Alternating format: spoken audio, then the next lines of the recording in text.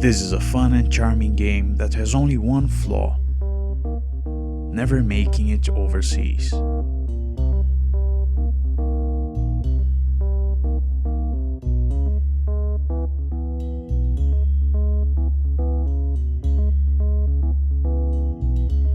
Kairu no tame ni kane wa naru, or For the Frog the Bell Tolls, was released in 1992 only in Japan. About 20 years later, thanks to the fine people at romhacking.net, it got an English translation. It has a similar look and plays somewhat like Link's Awakening, which apparently used an adapted version of the engine used for this game. So much so that if you play this game and then go back and play Link's Awakening again, you'll definitely come across some familiar faces.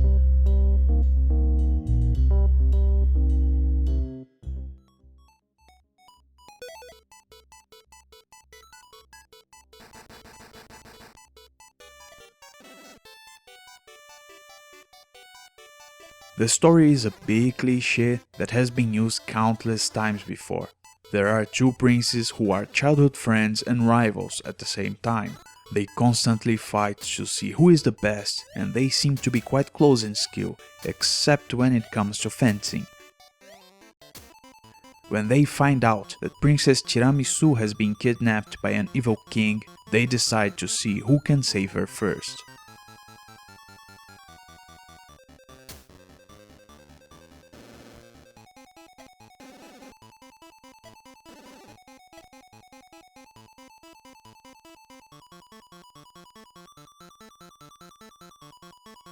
Even though the story is extremely simple, it works perfectly, because in the end the game doesn't take itself too seriously, and neither should you.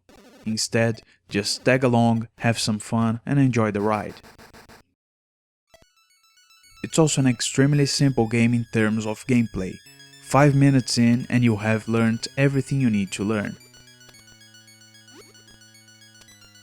There are two perspectives.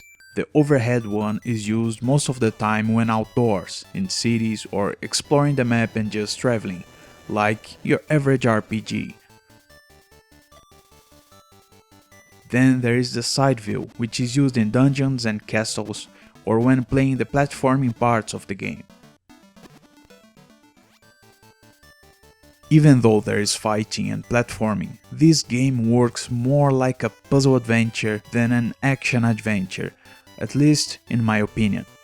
Fighting is done automatically. You just approach an enemy and the fight begins. The result of that fight will depend on several things.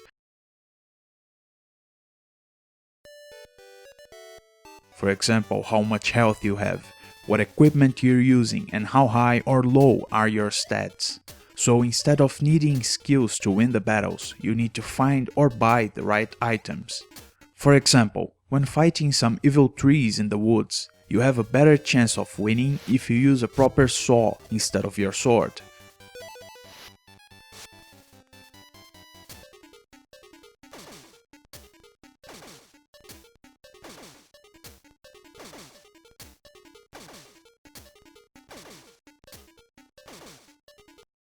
If you lose a battle, it means you probably forgot to equip or missed something along the way. But the only punishment you'll get is that you'll be sent to the hospital in the last city you visited, so it's no big deal. The platforming sections in this game are nicely done and quite enjoyable to play. The character controls nicely and you'll find all of your favorite platforming gimmicks here. Moving platforms, falling platforms, climbing, dodging items, pushing blocks, solving puzzles, and all of that good stuff. There are some other gimmicks that I'm not going to talk about because I really don't want to spoil the game for you, but I can tell you this: the game does a great job in keeping you entertained, balancing the platforming with the RPG parts, and having a simple but fun story that makes you want to keep playing just to see what happens next.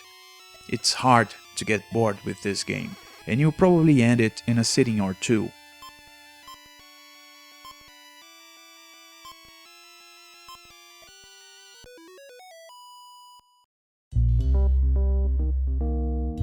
You know, it's a shame this game didn't make it overseas back when it was released.